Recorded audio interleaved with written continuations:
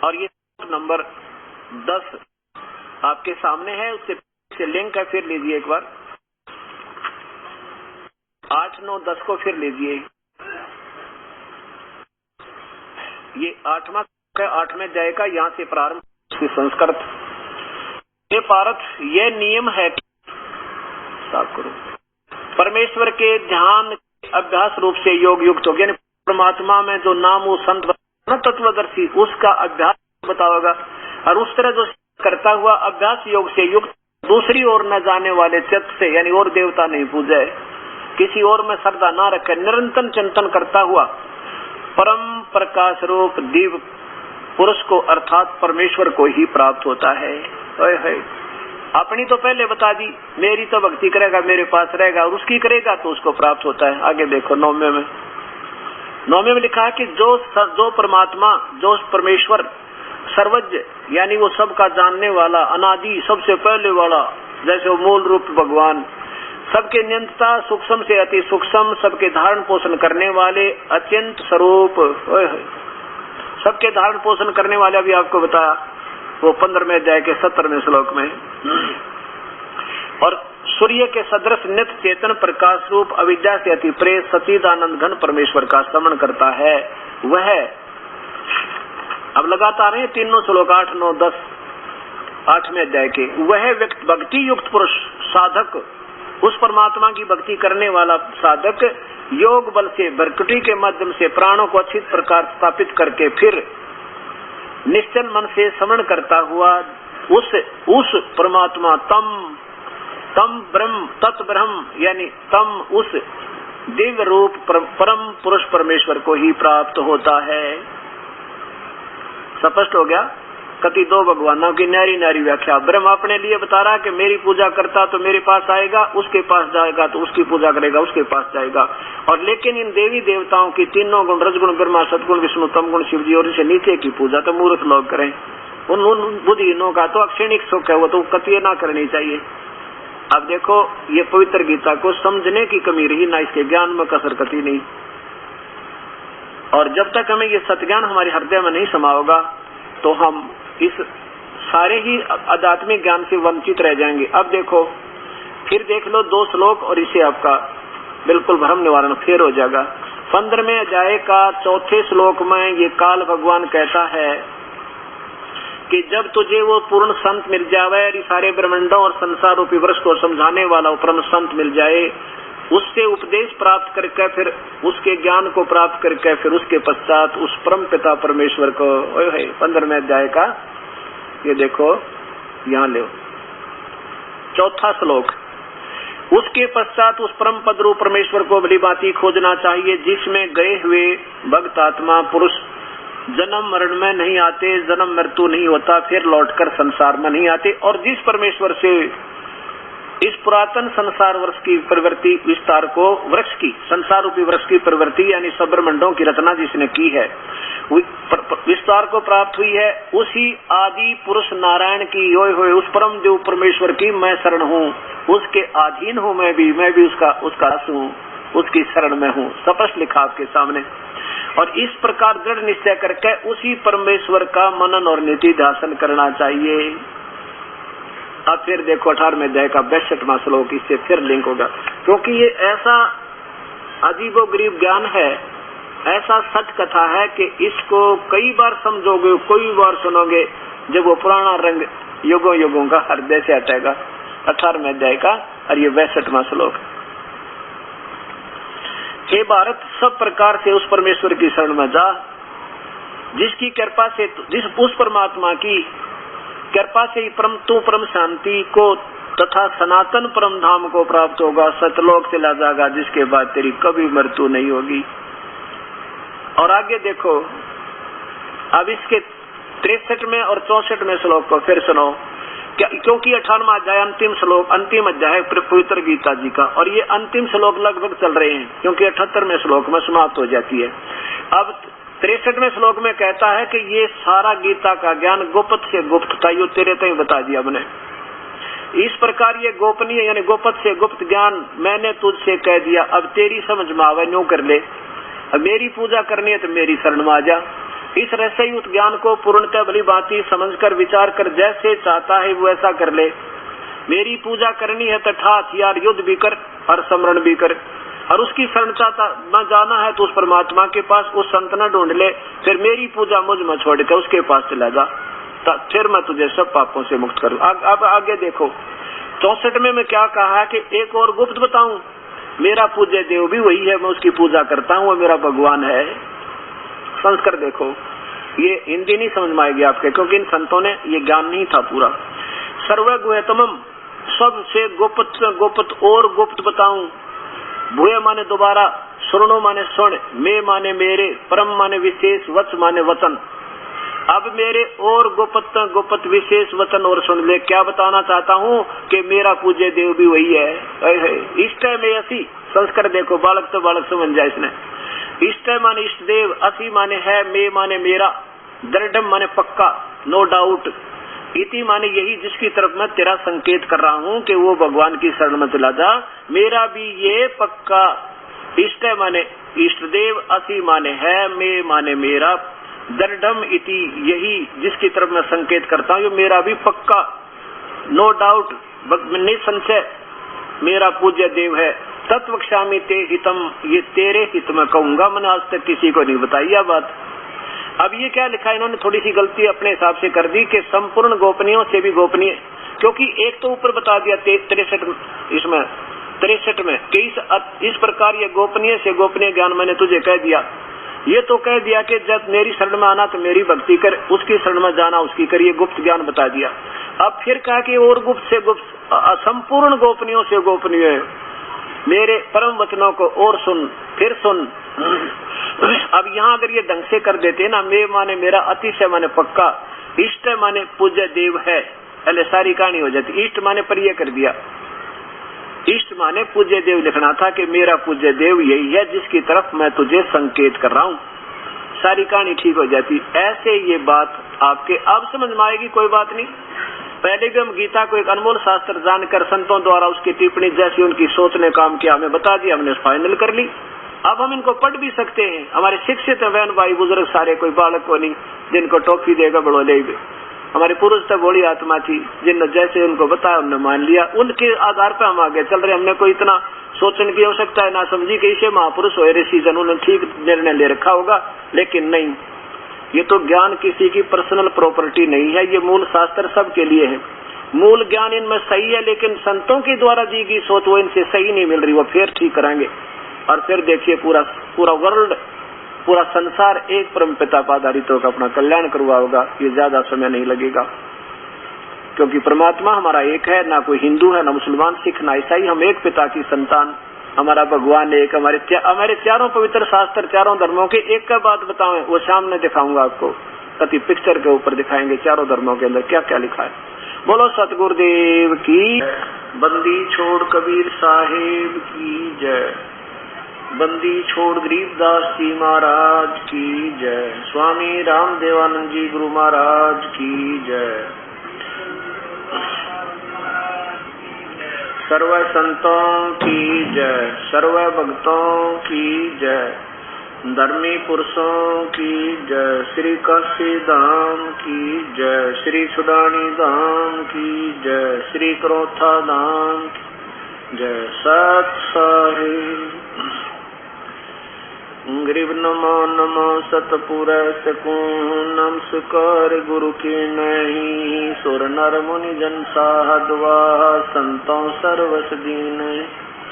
सतगुरु साहेब संत सब है, डंडो तुम प्रणाम, आगे पीछे मध्य हुए तिनको जा कुर्बान, निराकार निर्विषम, काल जाल भय भंजनम, निर्लेपम निज निर्गुणम, अकल अनुपबे सुन गुणम, सोहम सुरति समाप्तम, सकल समाना नीरतल उज्ज्वल हिरंबर, हरदमम बेपरवा था है, वार पार नहीं मध्य तम, गरीब जो सुमर सिद्ध होई, गणनायक गलता ना करो अनुग्रह सोई, पारस पद परवाना आदि गणेश मनाऊं गणनायक देवन देवा चरण कमल लोलाम आद अंत करु सेवा परम शक्ति संगीतम रिधि सिद्धि दाता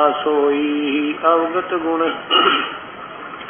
अतीतम सतपुरुष निर्मोही जगदम्बा जगदीशम मंगल रूप मुरारी तन मन अर्पो शीशम मुक्ति भंडारी सुर नर मुनि जन ध्यावे ब्रह्मा विष्णु महेशा शेष सहस मुख गावे पूजय आदि गणेशा इंद्र कुबेर सरीखा वरुण धर्मराय जावे समरथ जीवन जी का मन इच्छा फल पावे 33 कोटि धारा ध्यान शेष 88 उतर भव जल पारा कट है यम की फांसी 33 कोटि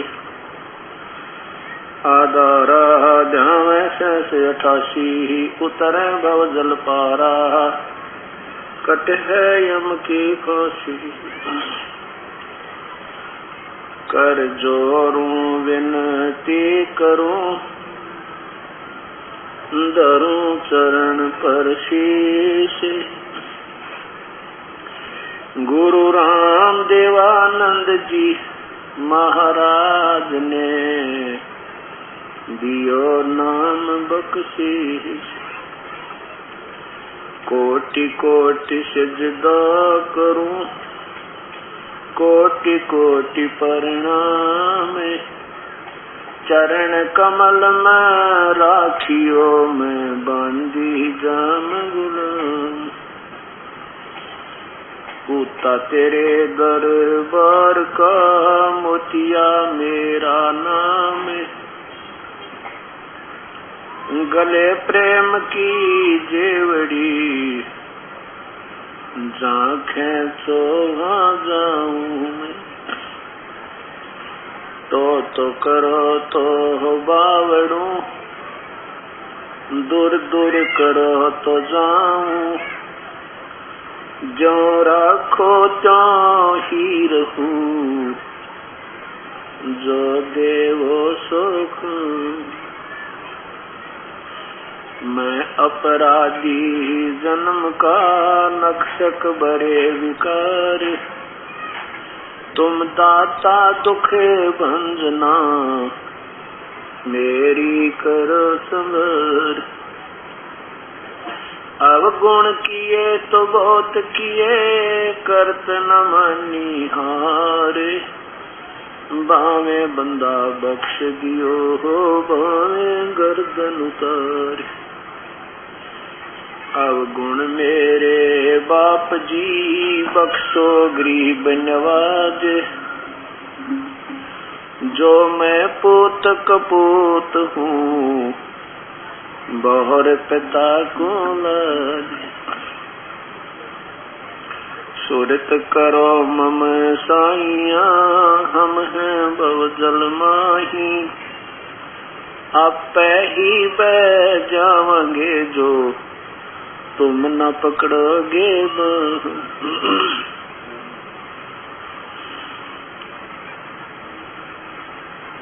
परम पिता परमात्मा पूर्ण ब्रह्म सारी सृष्टि के रचनहार कुल मालिक कबीर परमेश्वर की असीम रजा से इस पवित्र नगरी दिल्ली के अंदर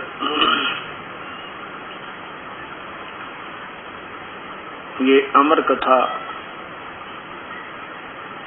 6 अप्रैल सन 2004 से प्रारंभ हुई। जिस पुण्य नगरी के पुण्योदय होते हैं वहां पर संत समागम प्रारंभ हुआ करते हैं और जो पुण्यात्मा ऐसे शुभ समागम में आने का सुअवसर प्राप्त करती हैं वो बहुत ही पुण्यकर्मी और शुभ संस्कारी हंसात्मा हुआ करती हैं।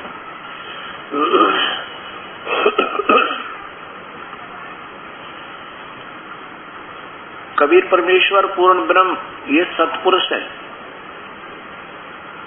सतपुरुष मीन अविनाशी परमात्मा। सत्य माने शाश्वतम, सदा रहने वाला, जिसका कभी अस्तित्व समाप्त न हुए, उसे सत्य कहते हैं।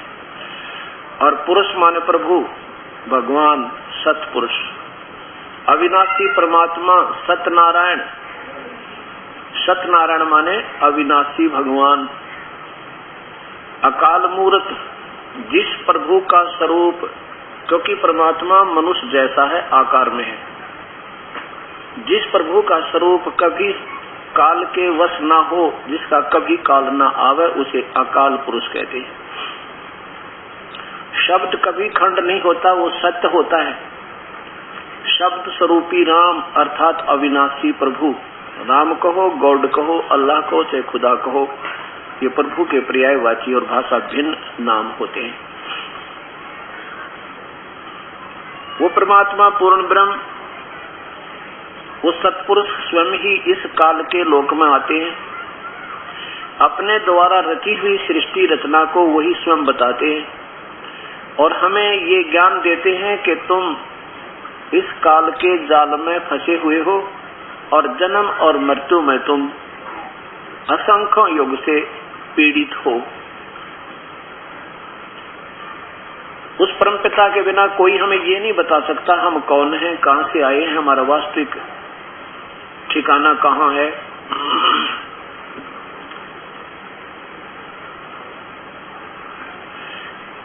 जो पुण्यात्मा कल से सत्संग में आ रहे हैं, उनको ये तो पता लग गया होगा कि कौन परमात्मा, कौन प्रभु, कितने सतीसी के हैं। और ये भी पता लग गया है कि कुल मालिक कोई और है, जो जिसमें गीता बोलने वाले भगवान भी संकेत कर रहे हैं और आपको वेदों में प्रमाण दिया जाएगा। वेद भी यही संकेत करते हैं जो गीता जी कर रही है। वो परमात्मा कौन है, कैसा है, कहां है, उसकी प्राप्ति कैसे हो सकती है, ये भी जानकारी इस 4 दिन के सत्संग में आपको बहुत कुछ दी जाएगी। वो परमेश्वर पूर्ण ब्रह्म स्वयं ही आकर के एक दास बनते हैं, स्वयं ही भक्त बनते हैं और स्वयं ही परमात्मा का रोल भी करते हैं। वो हमें क्या समझाना चाहते हैं कि लौट सको तो लूटियो, राम नाम की लूट, पीछे फिर पछताओगे, प्राण जहांगे छूटे। लूट सको तो लूट लो, राम नाम की लूट। अब जब ये राम नाम आता है तो हिंदू समाज के भक्त आत्माओं के हृदय में भगवान श्री रामचंद्र जी की तरफ आस्था बढ़ जाती है कि ये राम जो है वही राम जो भगवान श्री राम को हम राम मान लेते हैं। देखो, पहले हमने राम की परिभाषा से परिचित होना पड़ेगा, प्रभु की परिभाषा से।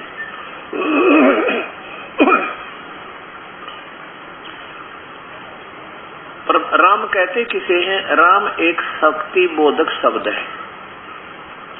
उसे राम कहो चाहे साहेब कहो, अल्लाह कहो भावे गॉड कहो, रब कहो चाहे खुदा कहो, ये एक भाषा भिन्न और पर्यायवाची शक्ति बोधक शब्द है। जैसे एक प्रांत में मंत्री होता है,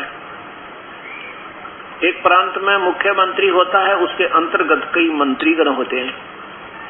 मंत्री भी साहेब है, मुख्यमंत्री को भी मुख्यमंत्री साहेब कहा जाता है।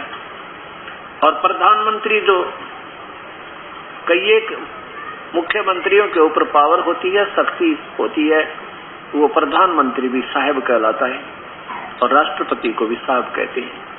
लेकिन इन साहबों की, इन स्वामियों की, इन मालिकों की शक्ति में दिन और रात का अंतर होता चला जाता है। ठीक इसी प्रकार 3 लोक के भगवान ब्रह्मा विष्णु महेश हैं। 21 ब्रह्मा और 3 लोक के एक विभाग के मंत्री एक ब्रह्मांड में, एक ब्रह्मांड में एक विभाग के मंत्री मिनिस्टर हैं। ये भी साहब हैं, राम हैं। ब्रह्मा विष्णु महेश भी राम हैं, इनके पिता 21 ब्रह्मांड के राम हैं। ये ब्रह्मा विष्णु महेश एक ब्रह्मांड में एक विभागीय मंत्री है, ये भी मालिक है, इनकी भी शक्ति है। और इनके पिता मुख्यमंत्री का रोल करते हैं हर ब्रह्मांड में, 21 ब्रह्मांड में कुल। ये 21 ब्रह्मांड का ये काल राम है, ब्रह्म राम है, ब्रह्म साहिब है। और 7 संग ब्रह्मांड का राम खुदा जो है राम साहिब को, ये परब्रह्म है अर्थात अक्षर पुरुष है। और असंख्य ब्रह्मांड का और साथ में इन काल के 21 ब्रह्मांडों का, साथ में परब्रह्म के 7 संग ब्रह्मांड के ऊपर भी, और अपने भी असंख्यों कुल मिलाकर इन्फिनिटी असंख्य ब्रह्मांडों का कुल राम, कुल मालिक वो पूर्ण ब्रह्म है, सतपुरुष है। अब फिर देखिएगा, क्योंकि हर सत्संग में नई आत्मा आती है और उनको ये भूमिका नहीं मिलेगी तो वो इस 2 घंटे के सत्संग का आनंद प्राप्त नहीं कर सकेंगे, विचलित रहेगा उनका दिमाग। ये देखिएगा एक ब्रह्मांड है, इसको अंड भी कहते हैं क्योंकि इसका आकार अंडे जैसा है सारे के सारे का। और इसको पिंड कहते हैं क्योंकि पिंड शरीर को बोलते हैं संत भाषा में, पिंड। और ये पिंड जो है शरीर है, इस शरीर के अंदर एक ही ब्रह्मांड की जानकारी है, अन्य की नहीं है। इसी को अंड, इसी को ब्रह्मांड, इसी को पिंड भी कहते हैं। ये एक ब्रह्मांड है, पीछे को पीछे को, ये एक ब्रह्मांड है, ऊपर कर दो, नीचे कटना। ये एक ब्रह्मांड है, कटने ना दे इनको, साफ रख। ये एक ब्रह्मांड है और इसमें ये एक ब्रह्म लोक अलग से इस काल भगवान ने, क्योंकि ये ब्रह्म जो है इन 21 ब्रह्मांडों का मालिक है, इसने ऐसी अपने राजधानी अलग से बनाई है। इसमें ये स्वयं यहाँ महाविष्णु रूप में रहता है और दुर्गा को लक्ष्मी रूप में रखता है। यहाँ पर जो पुत्र होता है इन दोनों के सहयोग से उसको ये सतोगुण बनाकर और विष्णु नाम रख देते हैं, इसको बेहोश कर देते हैं। उसके बाद ये तमोगुण प्रधान क्षेत्र है, इसमें ये स्वयं सदाशिव महाशिव रूप में काल रहता है, ब्रह्म रहता है, क्षर पुरुष, और दुर्गा को महापार्वती रूप में रखता है। यहाँ जब इन दोनों के सहयोग से जो संतान उत्पत्ति होती है पुत्र, उसका नाम ये रुद्र और तमोगुण बना देते हैं, नाम रुद्र रख देते हैं। और जब ये इस रजोगुण प्रधान क्षेत्र में निपट लो, जब ये रजोगुण प्रधान क्षेत्र में ये दोनों रहते हैं, दुर्गा और ये काल, ये माँ ब्रह्मा के रूप में रहता है, दुर्गा को माँ सावित्री रूप में रखता है। यहाँ इन दोनों के संयोग से जो पुत्र उत्पन्न होता है उसको रजोगुण बना देते हैं और उसका नाम ब्रह्मा रख देते हैं। उसके बाद इन तीनों पुत्रों को जब ये सियाने बड़े हो जाते हैं, जवान हो जाते हैं, तब तक बेहोश रखते हैं और इनकी परवरिश जारी रखते हैं। इसके बाद इन तीनों को यहाँ लाते हैं, नीचे इनके 3 द्वीप और बना रखे इस ब्रह्मलोक तैयारे। यहाँ विष्णु लोक, इसमें इनका पुत्र काल का पुत्र विष्णु, साथ में इनकी शादी कर दी जाती है, ये लक्ष्मी रूप में एक इनके शादी कर दी जाती है। और जहाँ ब्रह्मा और सावित्री और विष्णु और शंकर और पार्वती, इन तीनों के 3 अलग से राजधानी बनाकर ये तीनों भगवान, ये तीनों मंत्री अपनी यहाँ राजधानियों से इन 3 लोकों के ऊपर कंट्रोल करते हैं। एक एक विभाग के मंत्री हैं। ये पृथ्वी लोक जिसमें हम बैठे हैं, स्वर्ग लोक, और ये नीचे पाताल लोक। इनमें इन तीनों में एक एक विभाग के मंत्री हैं। जैसे रजगुण विभाग, रजोगुण के दबाव से जीवों की उत्पत्ति करवाना भगवान ब्रह्मा का क्षेत्र है, यानी इसका विभाग है। और फिर संसारिक सुखों के ऊपर ये सारा जीवन बर्बाद कर देना, लगा रहना, ये इस गुण के प्रभाव से ये जीव कंट्रोल्ड होते हैं इनके द्वारा। और विष्णु जी का सतिथि बनाए रखना है, एक दूसरे मोह ममता पैदा करे रखना, अंतिम श्वास तक, मृत्यु तक इसका दिल यहाँ से हटे नहीं। और शंकर भगवान का काम यहाँ से मृत्यु कर देना। इन तीनों भगवानों का एक एक विभाग का ये मंत्री है इस एक ब्रह्मांड में। अब इस काल भगवान के ये एक ब्रह्मांड का लघु चित्र ऐसे ऐसे इस काल भगवान के ज्योत निरंजन के 21 ब्रह्मांड हैं। ज्योत निरंजन अर्थात काल ब्रह्म के लोक 21 ब्रह्मांड का लघु चित्र। ये देखिएगा, ये मानो कोई सा भी एक इनमें से आपने देखा, इन सब में एक जैसी सतीथि है। ये पांच ब्रह्मांडों का एक ग्रुप बना के एक महाब्रह्मांड बनाया हुआ है। ऐसे ऐसे 4 महाब्रह्मांडों में 20 ब्रह्मांडों को रोका है और इनमें प्रत्येक में एक ब्रह्मा, एक विष्णु, एक शिव, एक विभागीय मंत्री होते हैं और काल स्वयं इनमें as a chief minister role करता है, मुख्यमंत्री बना रहता है इनमें। और फिर यहाँ से अलग इसने एक लोक, एक महाब्रह्मांड जितना स्थान लेकर ये भी बना रखा है अलग से अपनी राजधानी। अब ये 21 ब्रह्मांड हुए और ब्रह्मा विष्णु महेश केवल एक ब्रह्मांड में एक विभागीय मंत्री हुए। ये भी पावर रखते हैं, लेकिन इस परम पिता की तुलना में अब देखिए ये कहां से तिथि है इन भगवानों की, जब ये ज्ञान होने से जानकारी हुआ करती है।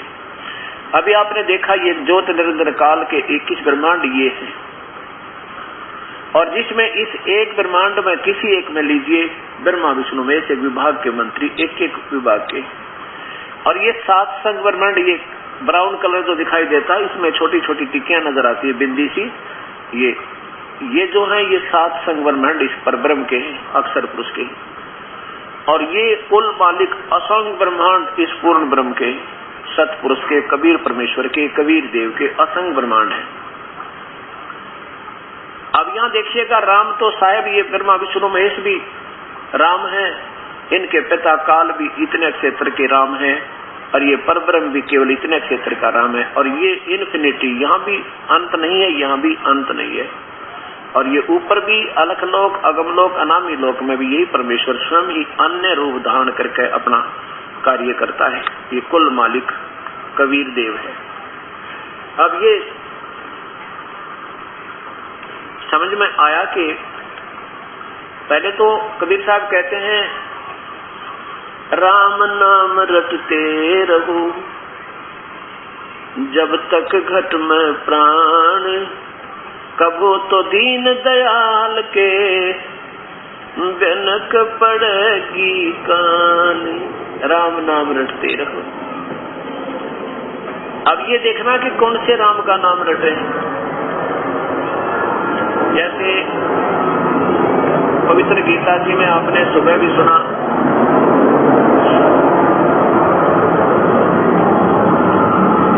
आपने कल भी सुना और आंखों देखा भी अपने इस प्रोजेक्टर के ऊपर के 7वें अध्याय के 12 से लेकर 15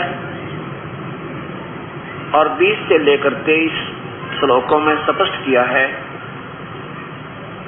कि तीनों गुण रजगुण ब्रह्मा, सतगुण विष्णु, तमगुण शिव जी की पूजा नादान व्यक्ति करते हैं और अन्य देवताओं की पूजा भी मूर्ख लोग करते हैं, क्योंकि उनका अक्षणिक सुख प्राप्त करके शीघ्र ही विनाश को प्राप्त हो जाते हैं। फिर ये ब्रह्म गीता बोल रहा कहता है कि मेरी भक्ति भी अनुत्तम है, लेकिन और देवताओं से मेरी अच्छी है, 1000 गुना अच्छी है। ब्रह्मा विष्णु में से तो ब्रह्म साधना 1000 गुना अच्छी है, लेकिन मेरी भक्ति भी अनुतमाम घटिया तो घटिया, क्योंकि जन्म मृत्यु मिटा नहीं, कर्म दंड कटा नहीं, तो फिर क्या भक्ति हुई? कुछ भी कोई ना। फिर बताया कि वो परमात्मा परब्रह्म की भक्ति भी अनुत्तम है, क्योंकि वो विनाशवान है। लेकिन अविनाशी परमात्मा कोई इन दोनों से, परब्रह्म और परब्रह्म से भी कोई और है, वही पूजा के योग्य है। गीता बोलने वाला भगवान कहता मैं भी उसी की पूजा करता हूं। तो उस राम की पूजा हमने करनी है जिसकी सभी करते हैं, और उसी की पूजा से हमें पूर्ण लाभ होगा। जैसे एक साध्य सब सद, सब साध्य सब जावे, एक साध्य सब सद है। जैसे सुबह भी दिखा था, फिर दिखाएंगे, क्योंकि ये एक साध्य सब सद है। जब हम पौधा लगाएंगे भक्ति रूपी, तो इस जड़ को मिट्टी में या गमले में लगा कर उसकी सिंचाई शुरू करेंगे, पूजा शुरू करेंगे, तो अक्षर पुरुष एक पेड़ है और निरंजन वा की डार, ये निरंजन ब्रह्म क्षर पुरुष ये डार है। इसके 3 बेटे हैं, 3 शाखा हैं, रजगुण ब्रह्मा, सतगुण विष्णु और तमगुण शिव जी। रजगुण ब्रह्मा, सतगुण विष्णु, तमगुण शिव जी, ये तीनों देवा शाखा हैं, तीनों गुण रूपी शाखा है। और ये पात रूप संसार, हम यहाँ बैठे हैं। अब क्या बताया है, एक कैसा दे सब सद है, ये तना जो है ये परब्रह्म है, अक्षर पुरुष है, इसको परब्रह्म भी कहते हैं। ये तना अक्षर पुरुष परब्रह्म समझो इस पौधे का, और फिर ऊपर ये डार ब्रह्म क्षर पुरुष है, और ये तीनों देवा शाखा ब्रह्मा, रजगुण ब्रह्मा, सतगुण विष्णु, तमगुण शिव जी, पात रूप संसार कबीर परमेश्वर अपने द्वारा रची हुई महिमा को आपको बता रहे हैं। अब हम क्या कर रहे थे, अब हमने करना था ऐसे कि एक के साधे सब सद है, और हम ऐसे करने लगे, देवताओं को पूजने लगे, ब्रह्मा विष्णु महेश को पूजने लगे, मूल छोड़ दिया, उल्टा पौधा हो गया तो व्यर्थ हुआ। यही गीता जी बताती है कि वो नादान आत्मा कभी सफल नहीं हो सकते। एक कैसा दे सब सद है, सब साधे सब जावे, माली सींचे मूल को तो यहाँ फल फूल गावे। अब ऐसे करना हमने, और कुछ भी नहीं, ना छोड़ना है ना कुछ करना है, हमने ऐसे करना जैसे अपनी पवित्र गीता बतावे। क्योंकि गीता जी एक ऐसा शास्त्र है, ना किसी मजहब या जाति से कोई संबंध नहीं इसका, ये तो उसमें रचा गया था, उसमें ना कोई हिंदू था, ना मुसलमान, सिख, ना ईसाई। तो हम तो इस गीता के अनुसार साधना नहीं करते, वेदों अनुसार साधना नहीं करते, हम शास्त्र विरुद्ध साधना कर रहे हैं। और शास्त्र विरुद्ध विधि को त्याग कर जो मनमानी पूजा करते हैं, वो न तो कभी सुख को प्राप्त होते हैं और न ही उनकी गति होए और न ही उनको कोई लाभ होए, अर्थात यूजलेस, कति व्यर्थ। फिर देखो, क्योंकि एक ऐसा सामूहिक शिक्षा सफल है जिसमें पहली क्लास से लेकर PhD तक के बच्चों को यही पढ़ाया जाता है। जो प्राणियां जो रोजाना सत्संग सुन रहे हैं उन पुण्यात्माओं को और गदगद होना चाहिए, बार बार सुनोगे तो यह बात समझ में आएगी। जैसे पहली क्लास के बच्चे को 100 बार समझाना पड़ता है, A for apple, B for book, C for cat, और 20-20 बार रट्टे लगवाने पड़ जाते हैं जब वो कितना समझ में आने योग्य होती है बातें। ऐसे ही ये एक ऐसा निर्मल ज्ञान है, जितनी बार सुनोगे उतना आनंद आना चाहिए आपको, क्योंकि भक्त आत्मा को प्रभु की प्यास होती है और कथा से वो कभी ऊबते नहीं। अध्याय नंबर 16 और श्लोक नंबर 23। जो व्यक्ति, जो पुरुष, जो साधक शास्त्र विधि को त्याग कहे, मनमाना आचरण करते हैं, मनमाने मंत्र बना लिए, मनमाने धोख पूजा कर ली, मनमाने तीर्था पर चक्कर लाने लगे, कहते हैं वो मनमाना आचरण करते हैं, वह न सिद्धि को प्राप्त होते हैं, न परम गति को, और न सुख कोई। अब देखो, इसलिए अर्जुन तेरे लिए, ये 24वां श्लोक 16 में जाएगा, इससे तेरे लिए कर्तव्य और अकर्तव्य की व्यवस्था में शास्त्र ही प्रमाण है। ऐसा जानकर तू शास्त्र विधि से नियत कर्म ही करने योग्य है और मत करना। अब ये पवित्र शास्त्र तो बोला जा रहा था और वेदों की तरफ संकेत है। अब इस पवित्र शास्त्र में क्या मना किया है? तीनों देवताओं की पूजा मना किया है, ब्रह्मा विष्णु महेश की। उसके साथ साथ क्या मना किया है? भूत और पितरों की श्राद्ध निकालना, भूत पूजा, पिंड भरवाना, चौराहे की पूजा करना, ये भी मना किया भगवान ने। अब देखो अध्याय नंबर 9 का श्लोक नंबर 25 इसी पवित्र गीता जी का।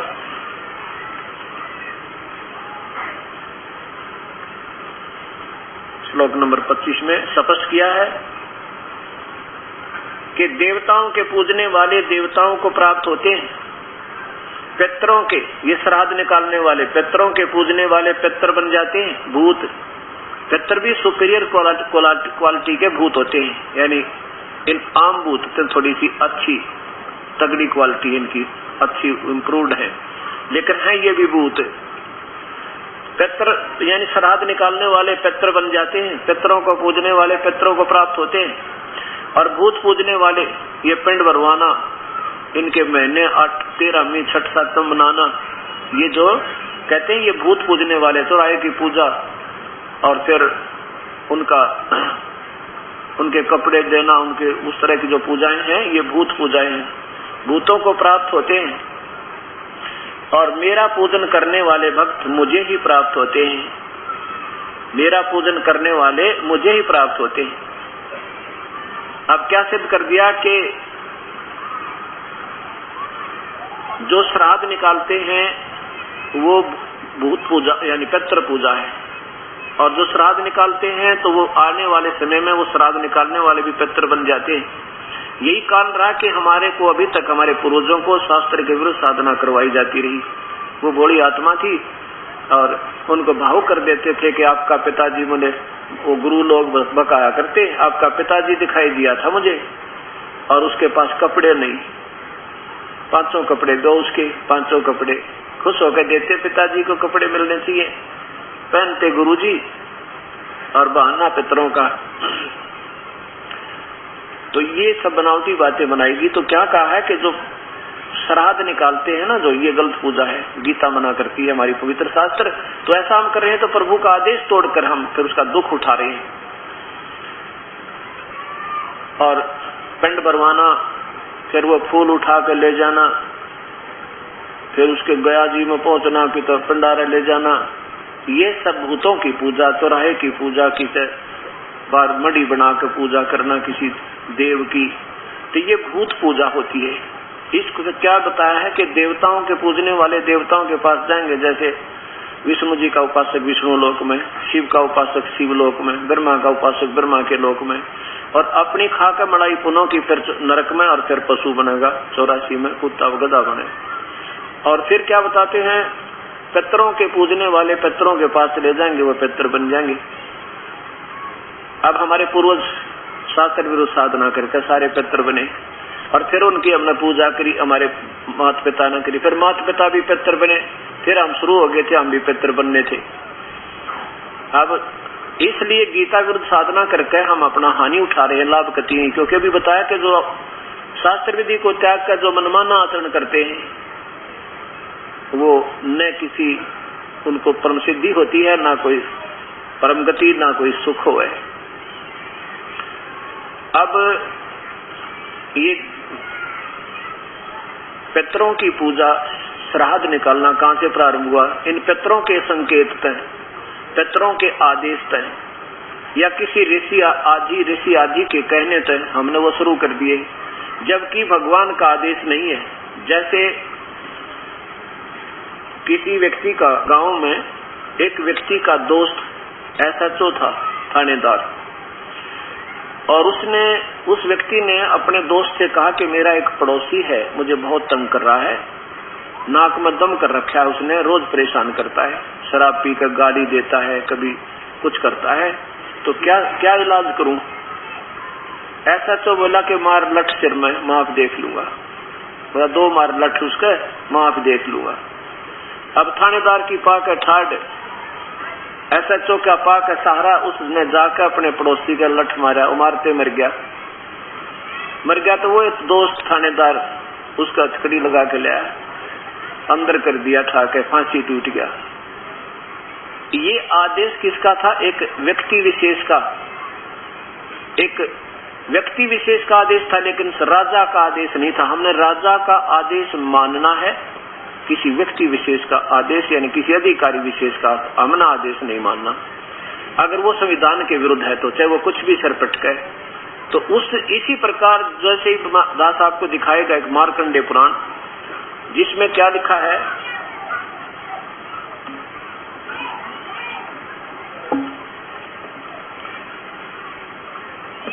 मार्कंडे पुराण में एक रुचि नाम का ऋषि है,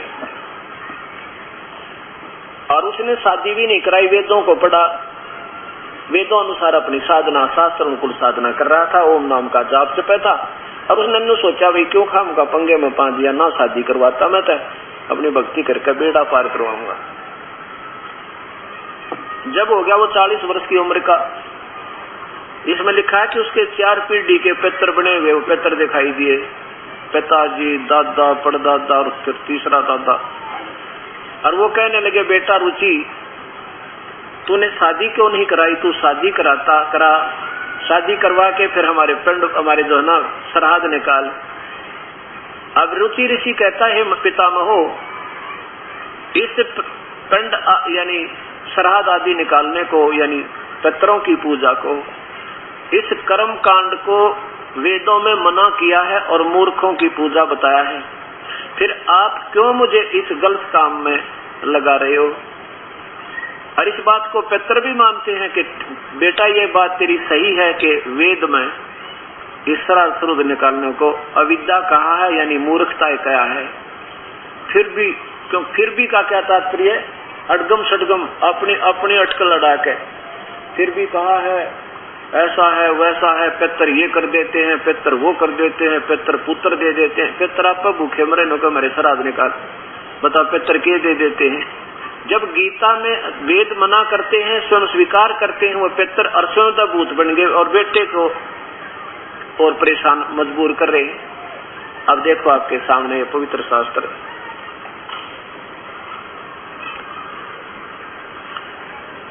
ये मार्कंडेय पुराण गीता प्रेस गोरखपुर से प्रकाशित है।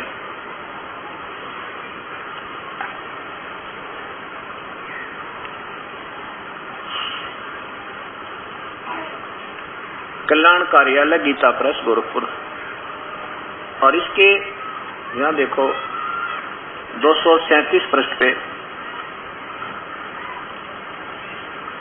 यहाँ नीचे देखो,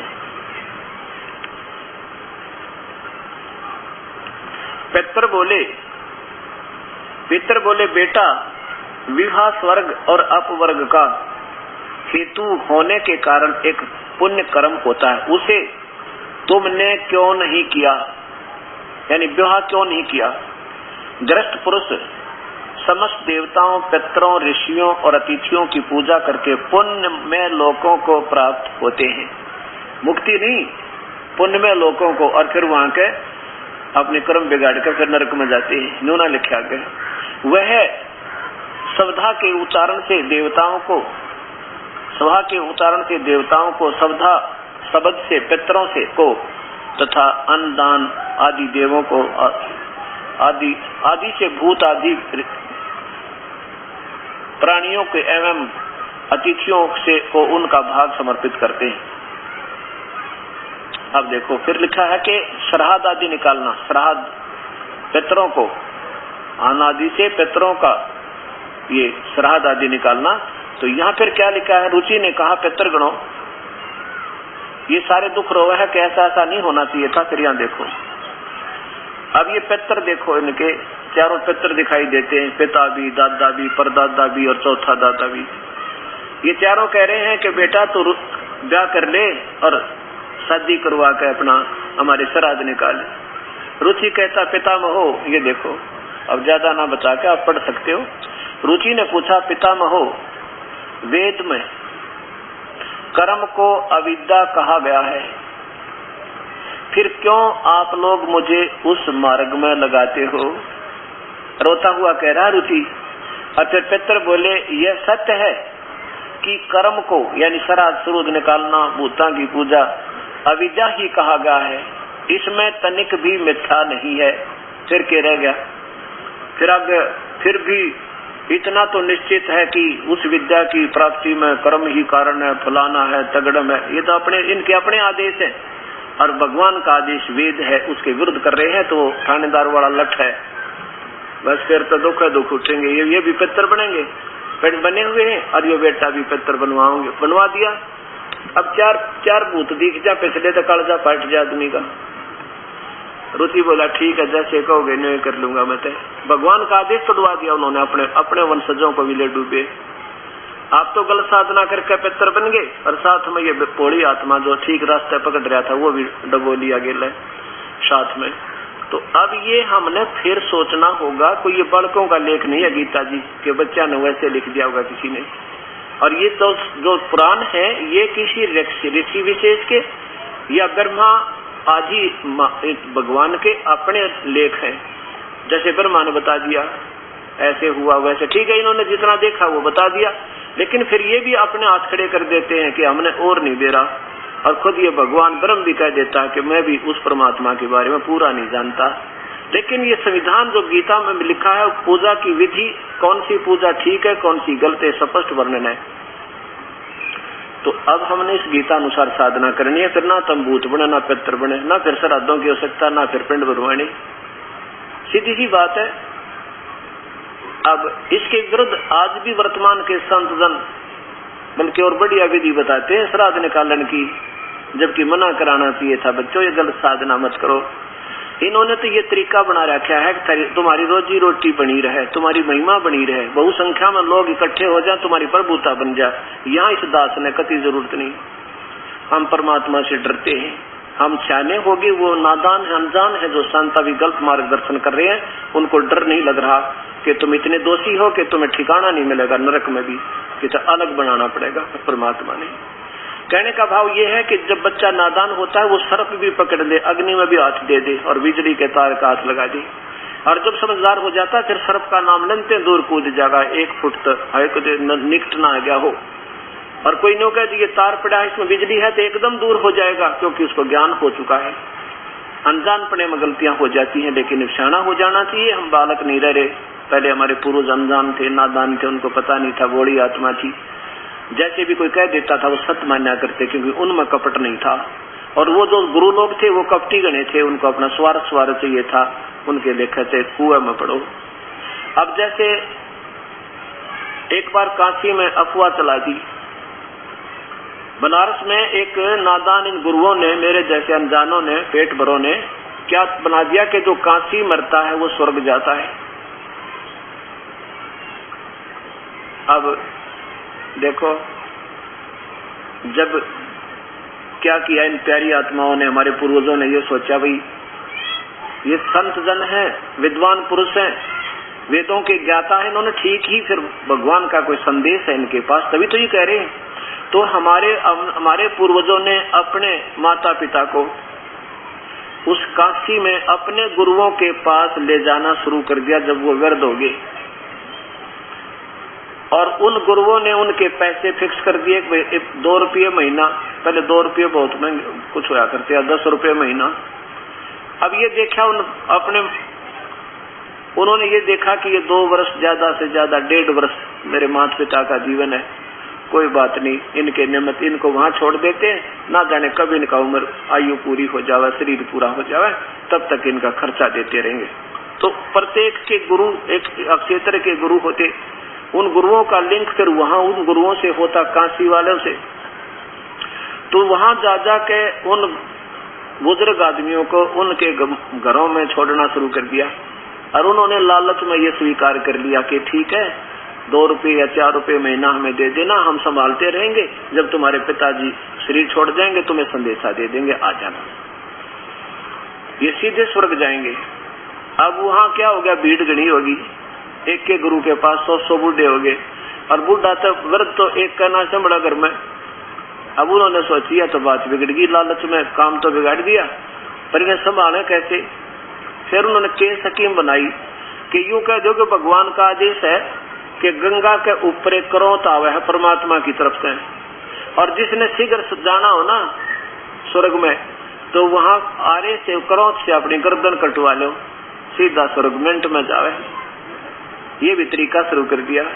अब ने सोची भाई, उनको मालूम था कि बुजुर्गों से सारे तंगा दिया करें, तो घर वाले जाओ पिताजी देख ले, मरना तो सही, और शीघ्र चले जाओगे ना दुखी हो रहे, वह भी सलाह दे, फिर साथ में गुरुजी सलाह दे, तो बुजुर्ग का ठीक से बेटा करो काम। उनकी और फीस रख दी 2 रुपये 10 रुपये, जो करोत लेगा ना शीघ्र उसकी 10 रुपये, वह 10 रुपये उस समय 1000 रुपये के 10,000 बराबर हुआ करते, तो वो भी स्वीकार कर लिया अपने माता पिता को शीघ्र स्वर्ग भेजने के लिए।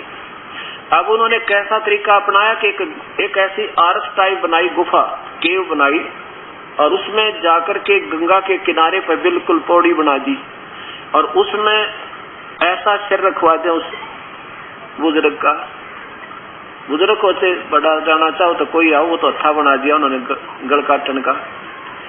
अब उसमें सिर रखवा दे, और उसका कंट्रोल बना लिया थोड़ा सा 100 फुट की दूरी पर। झाड़ वो जड़े ज्यादा खड़े थे, झाड़ जंखाड़, उनकी आड़ में जाके और वहां पैरा लगा दिया, कोई नहीं जा सका उधर अपना, उन क्योंकि उन गुरुओं का सारा बोलबाला वहां पर।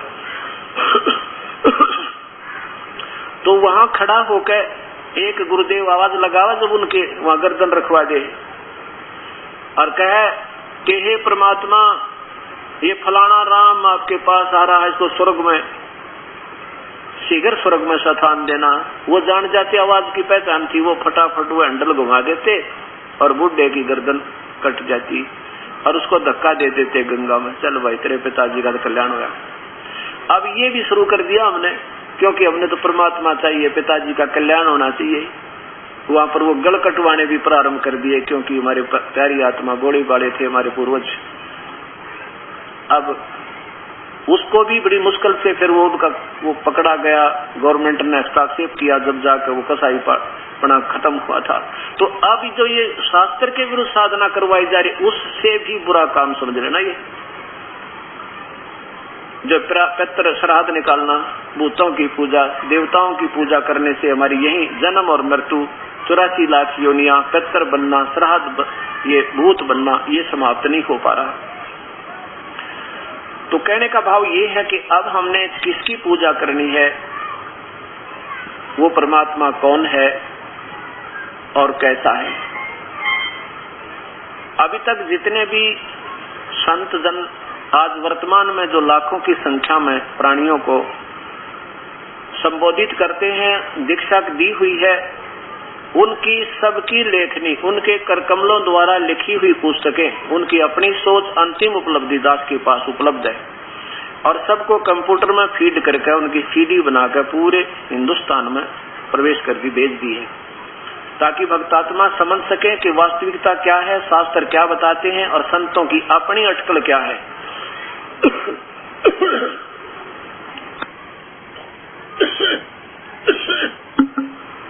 तो हमने जो शास्त्र के विरुद्ध साधना वो नहीं करनी चाहिए, जिसके कारण हमें हानि होती है।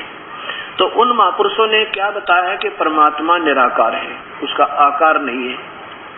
और हमारे चारों पवित्र धर्मों के चारों पवित्र शास्त्र ये बताते हैं परमात्मा आकार में है और मनुष्य जैसा है, उसका नाम भी बता दिया कि उसका ये नाम है वास्तव में। और ये क्या बताते हैं कि परमात्मा निराकार है। और अंग्रेजी बोलने लगे आजकल के ये महापुरुष संतजन, क्या कहते हैं, प्रभु का प्रकाश यानी divine light. Divine light, divine light माने दैवी प्रकाश, यानी भगवान का प्रकाश, प्रभु का प्रकाश। और फिर इनसे कोई पूछता है तो परमात्मा है कैसा, ये कहते हैं परमात्मा तो निराकार है, आकार रहित है, केवल प्रकाश दिखाई देता है और केवल एक धुन सुनाई देती है, यही उस स्वरूप है, यही उसकी अंतिम उपलब्धि, समाधि की, भक्ति की अंतिम उपलब्धि है, प्रकाश का दिखाई देना और केवल ये नाद सुनाई देना। अब विचार करना, जैसे कोई ट्यूबलाइट कहे, ट्यूबलाइट, और फिर उससे पूछे कि ट्यूब कैसा है, तो वो कहे कि ट्यूब तो निराकार है, लाइट हमने देखा, अंधे ने कुछ नहीं देखा, वो तो बकवाद करे। अब अगर देखा होता, प्रकाश भी देखा होता तो बताता ट्यूब लाइट है, ट्यूब का लाइट है, ट्यूब का प्रकाश है। और ट्यूब कैसा है, एक सफेद सफेद डंडा सा होता है और उसमें से प्रकाश निकल रहा था, वो ऐसे बताता। अगर उसने देखा होता, ट्यूब भी देखा होता, यानी प्रभु देखा होता तो प्रभु का प्रकाश बताता है, प्रभु निराकार नहीं बताता, वो अनजान, क्योंकि उसकी कोई उपलब्धि नहीं, वो तो सुनी सुनाई व्याख्या एक दूसरे की सुन के करे। अब जैसे मून लाइट कहते हैं अंग्रेजी में, चंद्रमा की रोशनी, मून लाइट, और सनलाइट कहते हैं सूर्य की रोशनी। अब कोई रात्रि में ये कहे कि मैंने चंद्रमा की रोशनी देखी, बड़ी जगमग जगमग हो रही थी, बहुत ही सुहाना मौसम था, क्या बात, बड़ी चांदनी छिटकी हुई थी। और कोई से पूछा भी मून कैसा है, वो चंद्रमा कैसा है, वो कहे चंद्रमा तो है ही नहीं, वो तो दिखाई नहीं देता, अंधा है वो, उसने कुछ ना देखा, सुनी सुनाई कहे किसी दूसरे की, और उसकी सुनकर और अंधा शुरू कर दिया, उसकी सुनकर दूसरे अंधे ने, उसकी सुनकर तीसरे अंधे ने, एक अंधा दूसरे अंधे की व्याख्या सुनकर आप कहते फिर के भगवान निराकार है, यानी वो चंद्रमा दिखाई नहीं देता। अब बताओ, सूर्य के बिना रोशनी कैसी, प्रभु बिना प्रकाश किसा, बिल्कुल नहीं हो सकता, ये बनावटी बात है। अब क्या है, एक शेख फरीद नाम के एक मुसलमान धर्म में जन्म था उस प्यारी आत्मा का। देखो, थोड़ा सा हमने अपनी बुद्धि को ऊंचा करना थोड़ा सा, क्योंकि हमने अब लोकवेद के आधार पर हम इतने आधारित हो गए। हिंदू तो अपनी क्रिया और अपने ही अभी वर्तमान के सब सिस्टम को सर्वोच्च मान रहे, सर्वोच्च मानते हैं, और मुसलमान भाई अपने वर्तमान के सारी क्रिया को सबसे उत्तम मानते हैं, और सिख अपने वर्तमान के क्रियाक्रम को सबसे उत्तम मान रहे हैं, और ईसाई अपने वर्तमान की जितनी भी पूजा उनको उत्तम मानकर कर रहे हैं। ये सोचना चाहिए कि हम पहले एक थे, ना हिंदू था, ना मुसलमान, सिख, ना ईसाई। तो हमारे पूर्वज पहले ऋषि लोग थे, और वो सभी साधना अपने चाहे को चारों जो वर्ण बनाए थे, ये चारों के चारों वर्ण भक्ति करते थे, और उनके गुरु हुआ करते थे। केवल वो गुरु लोग जितना उन्होंने ज्ञान था ओम नाम से भक्ति प्रारंभ करवाते थे, वेदों अनुसार साधना ही करवाते थे। तो उस कर्म, उन पहले की संस्कार भक्ति के आधार पर अब चाहे कोई हिंदू का अगर जन्म है, आज वही आत्मा चलती चलती आ रही है। कभी मृत्यु है, कभी जन्म है, कभी मृत्यु है, कभी यहाँ हो गए, कभी अमेरिका में, कभी अफ्रीका में, कभी पाकिस्तान में, कभी हिंदुस्तान में। आत्मा वही, हमारी रले मिले संस्कार है, एक दूसरे के साथ हमारे जुड़े हुए संस्कार भोगने के लिए। आज कोई हिंदू है तो कल मुसलमान के घर जन्म लेगा, कोई पाबंदी नहीं भगवान के। आज मुसलमान है वो कल हिंदू के घर जन्म ले सकता है, कोई पाबंदी नहीं। कोई सिख है तो ईसाई का, ईसाई है तो सिख का। ऐसे हम आपस में हमारे रले मिला संस्कार बस ऐसे चलता रहेगा। जो पुण्यात्मा के किसी भी मजहब में है, उनको आज तड़प है परमात्मा की, वो डांटी नहीं डटती, वो कहीं ना कहीं तरफ में घूम रही है। कोई गुरुद्वारे में, कोई चर्च में, कोई मंदिर में, कोई मस्जिद में, कोई व्रत में, कोई रोजों में, कोई नमाज में, यानी अपनी कोई नित नियम में, चाहे गीता जी के नित पाठ में अपने को वो लगाए रखा है, क्योंकि उन रुका नहीं जा सकता। उनका स्वभाव पिछले संस्कार से दबाव बना हुआ है, उनकी आस्था इतनी ज्यादा है।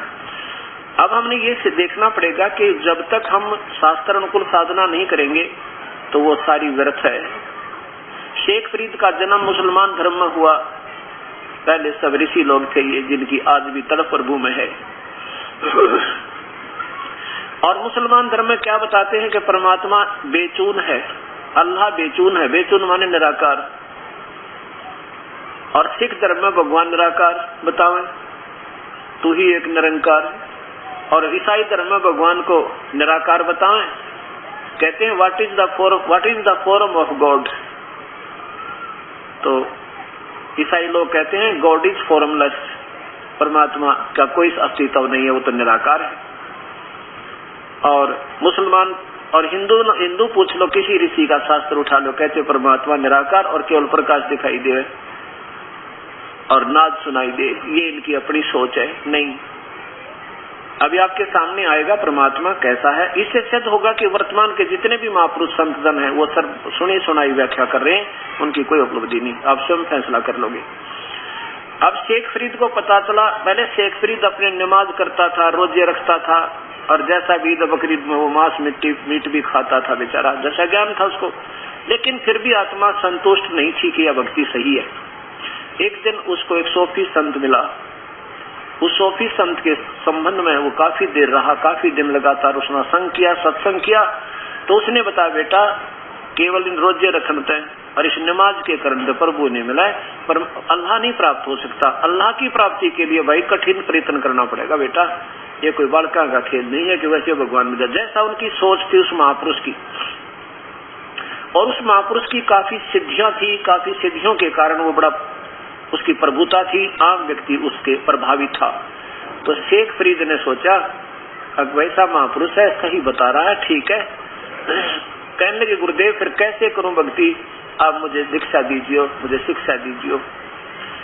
तो गुरुदेव ने कहा, बेटा तप से प्रभु मिलेगा, यानी जितना कठिन साधना करेगा उतना ही प्रभु तेरे निकट होगा। तो शेख फरीद ने गुरुदेव के बताए अनुसार साधना शुरू कर दी। बैठकर तप किया, कभी खड़ा होकर तप किया, धूने लगा कर किया। फिर गुरुदेव का शरीर पूरा हो गया। फिर सोचा भी गुरुदेव ने जो ड्यूटी लाई है प्रभु पाने की, और जिसके लिए हमने सब कुछ त्याग दिया प्रभु प्राप्ति के लिए, और यही काम नहीं बना तो फिर क्या फायदा इस जीवन का। ऐसा सोचकर एक कुएं के ऊपर के वृक्ष की टहनी जा रही थी, उसमें रस्सा बांध के और नीचे लटक गया कुएं में। गहरा पानी था उसमें, बहुत गुना पहले 150 फुट की गहराई में पानी जल होता था। वो क्या करे कि सारा दिन उसमें लटक जाए और शाम सुबेरे बाहर आवे, थोड़ा सा अन्न खावे और फिर उल्टा लटक जावे। अब उसने जब देखा कि एक दिन वो बाहर आकर बैठा तो कौवे आकर बैठ गए। अब वो बाहर आकर बैठ गया, उसका शरीर इतना जीर्ण शीर्ण हो गया जैसे अस्थि पे अंदर होया करे, क्योंकि 12 वर्ष में 1.25 मन अन्न खाया। 1.25 मन मीन 50 किलो। 50 किलो अन्न और 12 वर्ष में खाना, एवरेज निकाल के देखो रोजाना की कितनी पड़े है। 1 तोड़ा भी ना बनता, यानी 10 ग्राम भी नहीं बनता रोजाना का आहार उसका। और उसके कारण शरीर बहुत जीर्ण शीर्ण हो गया और ऐसा बैठ गया, बाहर आकर सुस्तान लग गया। कवियों ने देखा ये आदमी मरा हुआ है, व्यक्ति है, इसकी आंख ने खा ले, शरीर में मांस तो है नहीं। जो ही कौवे माथे पर आकर बैठे तब उसने देखा कि कौवे तेरी आंख निकाल लेंगे, और अल्लाह मिला नहीं। देख ये क्या बनी है परमात्मा, ये तो जीवन व्यर्थ हुआ मेरा। यूं कहकर कहने लगा, हे कौव्यो, मेरे शरीर पर कहीं मांस बचा हो उसको खा लो भाई, मेरी आंख ना छेड़, आंखें मत छूना, हो सकता है मुझे अल्लाह के दर्शन हो, दीदार हो जाए।